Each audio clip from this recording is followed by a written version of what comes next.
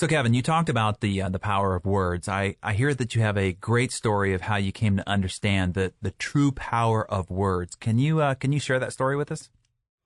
I will, Darren. You know, I was in Vienna visiting with Viktor Frankl's family, with his widow, his children, his grandchildren, his friends. Viktor wrote Man's Search for Meaning, which Stephen Covey says today, other than the Bible and other sacred writing, has had more impact on his life, Man's Search for Meaning, than any other book that he's read. Mm-hmm. And we had gone there to share a replica of the Statue of Responsibility. It was Victor's idea about 50 years ago to bookend the United States. If we have liberty on the East Coast with a Statue of Responsibility on the West Coast, it'll be 300 feet tall, and it will bookend that important monument. So we were there, and I was one of the founding members with Stephen Covey, Viktor Frankl, and a mentor of mine, Jim Newman, the author of The Comfort Zones. To reach a goal, we must expand our comfort zone.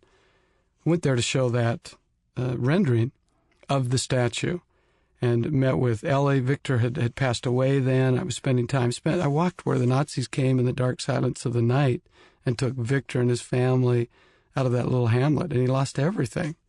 And as I finished that week, one of the most remarkable weeks of my life, I had a daughter getting married.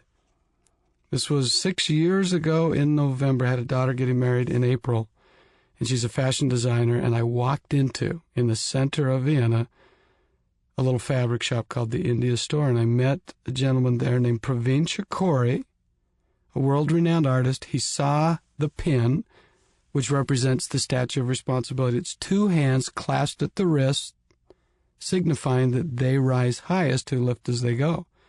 He said, you've been with Victor? And I told him where we'd been, what we had done, and he reached behind the counter, Darren, and he opened up.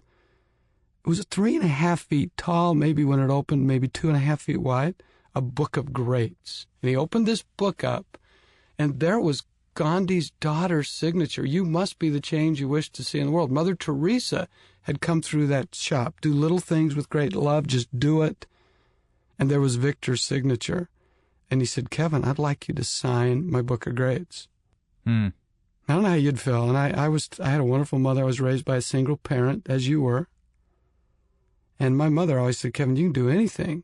You can reach any dream as long as you leave other people better for having met you. But I didn't feel Mother Teresa, Gandhi, Viktor Frankl-ish great. I felt pretty good. And I said, I'm sorry, Praveen, but I can't sign your book of greats. And so we went to a Chinese restaurant, and over dinner, two complete strangers had a conversation that changed my life. He said, I'm black. I'm dark-skinned. Praveen said, Kevin, I'm dark-skinned. You're light-skinned. I'm from the East. You're from the West. What do you believe about me? And I said, I believe you're my brother. I believe we were created by the same creator. He said, that's what I believe also. And he said, let me teach you a word that I learned on the streets of Calcutta. We lived among the poorest of the poor. Through education, hard work, consistency, we were able to get off the streets of Calcutta. The word is gen-shai, almost like gun-shy, G-E-N-S-H-A-I. And I remember this as if it were yesterday, sitting at this little Chinese restaurant in the center of Europe, in the center of Vienna. He said it means that you would never treat another person in a manner to make them feel small. You would never look at, touch, address, or speak to another person in a manner to make them feel small. And he said, Kevin, you didn't sign my book of greats. You don't let someone treat you small. You don't treat others small. But above all, and most importantly, you don't treat yourself small. And it was as if I was playing with a great chess grandmaster, and I said, all right, Praveen, mission accomplished. I won't do that again. And I went back 5 years later, last December, and I signed the book. And we filmed it, and I signed the book. Where did he turn to? Right below Viktor Frankl's signature. But it was a very empowering moment. Every person listening to this audio is an unrepeatable miracle. And we don't see the world as it is, Darren. We see the world as we see ourselves.